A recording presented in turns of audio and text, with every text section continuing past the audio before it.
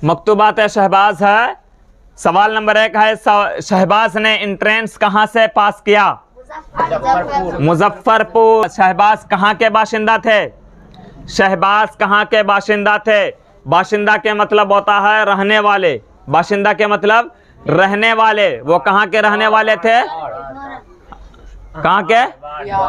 अरे बहार है जी, बाढ़। क्या है? बाढ़ पीड़ित आता है ना जी, तो बाढ़ पीड़ित को याद रख लेना, याद रहेगा। शहबाज का एक तो शहबाज का नाम याद रखना है, एक शहबाज का नाम याद रखना है, दूसरा 2008 का बाढ़ पीड़ित याद रखना है जी। याद रहेगा जी। शहबाज बाढ़ पीड़ित। और शहबाज का असल नाम क्या था?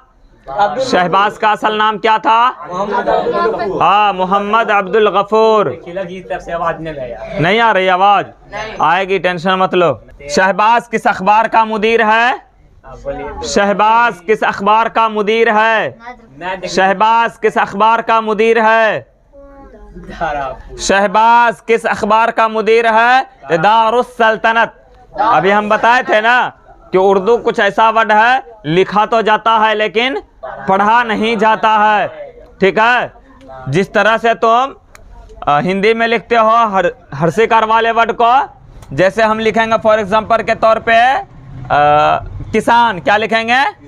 किसान लिखते हैं तो हर्षिकार। इसी को अगर हम उर्दू में लिखेंगे काफ ज़ेर की सीन जैसा नून साकिन। हर्षिकार का कुछ इसमें रोल दिख रहा है, ज़ेर है लेकिन लिखा नहीं जाता है, पढ़ा जाता है।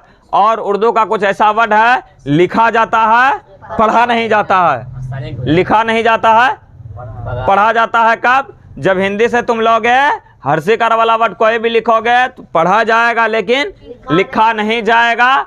और इसी तरह हुरूफ शमसी में आओगे और हुरूफ कमरी में आओगे तो लिखा तो जाएगा लेकिन पढ़ा नहीं जाएगा। लिखा तो जाएगा लेकिन पढ़ा नहीं जाएगा। उसी तरह से यहाँ दार अल सल्तनत, अल सल्तनत, लेकिन ये पढ़ा क्या जाता है? दारुस सल्तनत। अलिफ और लाम साइलेंट हो जाता है, अलिफ और लाम साइलेंट हो जाता है, क्योंकि वो हुरूफ शमसी में एक है, 15 हरफ में से एक हरफ है उस जगह पे। 15 हरफ में से एक हरफ है सीन, हुरूफ शमसी में से। इसलिए ये दार अल सल्तनत को दारुस सल्तनत पढ़ा जाएगा। क्या पढ़ा जाएगा? दारुस सल्तनत। ठीक है, याद रहेगा।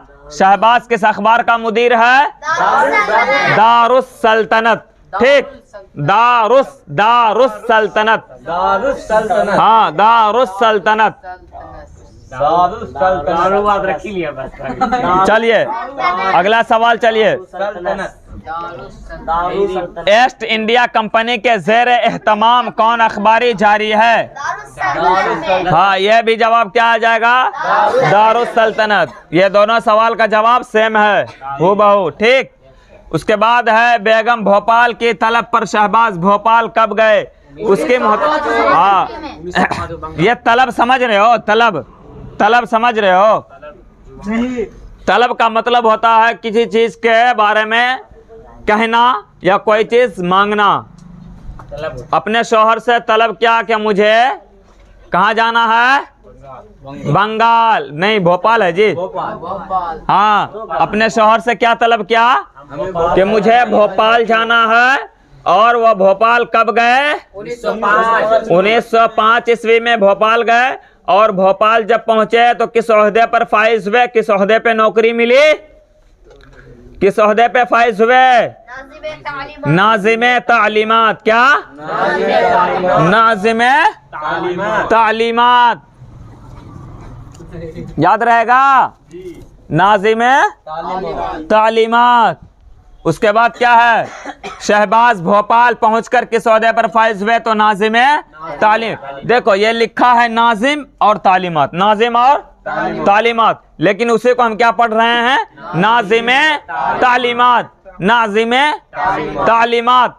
तो ये पढ़ने में खूबसूरती आ जाती है। क्या आ जाती है? खूबसूरती। फिर अच्छा लगता है सुनने में। जब इस तरह उर्दू पढ़ोगे ना तो सामने वाला अगर कोई सुनेगा तो कहेगा बंदे में जान है। क्या कहेगा? बंदे में जान है। कहाँ से पढ़ के आया है? तो फला जगह से आया है। तो कहेगा इसको उर्दू पढ़ने का नॉलेज है, उर्दू पढ़ने का नॉलेज है। अब तुम किसान को किसान कहोगे तो क्या कहेगा जी? किसान को किसान कहोगे, जीशान को कहोगे जिसान, जीशान को कहोगे जिसान। अच्छा लगेगा? नहीं लगेगा ना। तो जब पढ़ने का तरीका बेहतर होगा तो सामने वाला समझेगा किसी अच्छे जगह से पढ़ के आया है, इसका कोई टीचर बेहतर होगा। ठीक, तो इसलिए खुद का तो नाम ऊंचा करोगे और अपने टीचर का भी नाम ऊंचा करोगे, अपने गांव का भी नाम। जब भी कोई लड़का या कोई भी शख्स हो, जब भी कोई काम करता है, अगर वो अच्छा काम हो तो नाम किसका होता है? गांव का नाम होता है। सबसे पहले तो उस लड़के का नाम होगा जिसने किया, उसके बाद उसके वालिद मोहतरम का नाम होता है। पहले का किसका बेटा है, क्या नाम है, तो फला नाम है। किसका बेटा है, तो फला का बेटा है। कहाँ घर है, तो नर्दा, जहाँ घर होगा वहाँ का नाम आएगा। और उसके बाद जो है किस जिले से बिलोंग करता है, तो जिला का नाम आएगा। एक काम तुम किए, लेकिन एक अच्छाई काम की वजह से तुम्हारा नाम हुआ, तुम्हारे खानदान का नाम हुआ, तुम्हारे गांव का नाम रोशन हुआ, तुम्हारे जिले का नाम रोशन हुआ, तुम्हारे सूबे का नाम रोशन हुआ, है कि नहीं जी?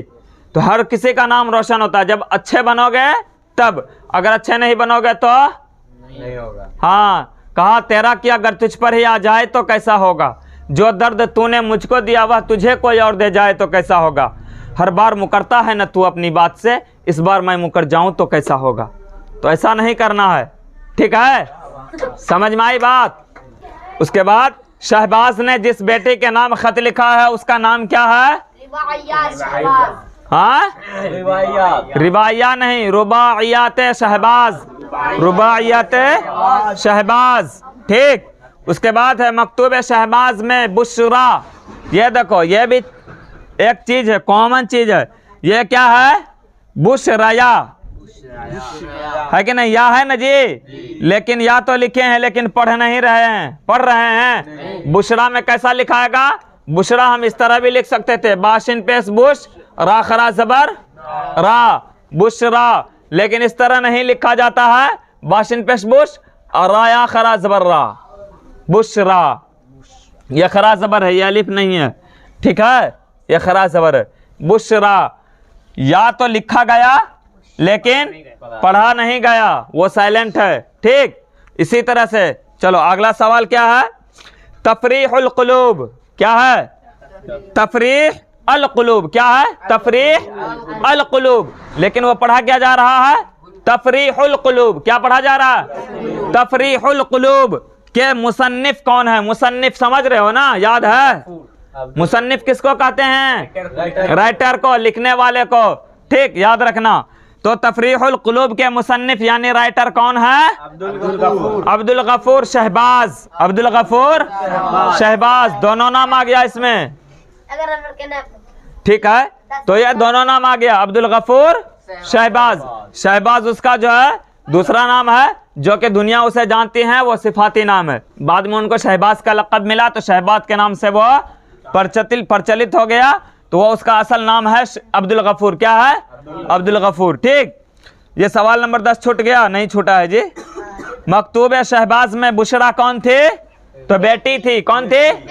बेटी थी। उसके बाद है कि शहबाज का इंतकाल यानी अब्दुल गफूर का इंतकाल कब हुआ? 1908 ईस्वी में उसका इंतकाल हुआ। उसके बाद है कि शहबाज की पैदाइश किस शोबा में हुई, यानी किस राज्य में हुई? शोबा कहा जाता है राज्य को। क्या? शोबा राज्य को। जिला को जिला ही बोला जाता है, जिला को जिला ही बोला जाता है। और प्रखंड को तहसील बोला जाता है, प्रखंड को तहसील बोला जाता है। ठीक, और गांव को मकाम बोला जाता है, गांव को मकाम बोला जाता है। ठीक है, मकाम भी बोला जाता है। शहबाज की पैदाइश कब हुई? 1860 ईस्वी। 1860 ईस्वी में पैदाइश हुई। ठीक है, इंतकाल ये देखो है ना जी। शहबाज का इंतकाल कब हुआ? तो 1900। और पैदा कब हुए? 1860 1908। 1860 1908। आसान है ना जी। 1860 में पैदा हुए और 1908 में इंतकाल हो गए। 1860 में कौन पैदा हुए?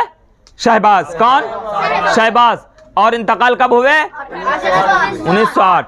1860 1908। 1860 1908 याद रहेगा। हाँ, हंस के याद रखोगे तो याद रहेगा, हंस के पढ़ोगे तो याद रहेगा। माइंड को फ्री करके, माइंड को डिस्टर्ब करोगे तो खुद डिस्टर्ब रहोगे। और सब में काम में लगे हो, वो मोबाइल में लगा हुआ है।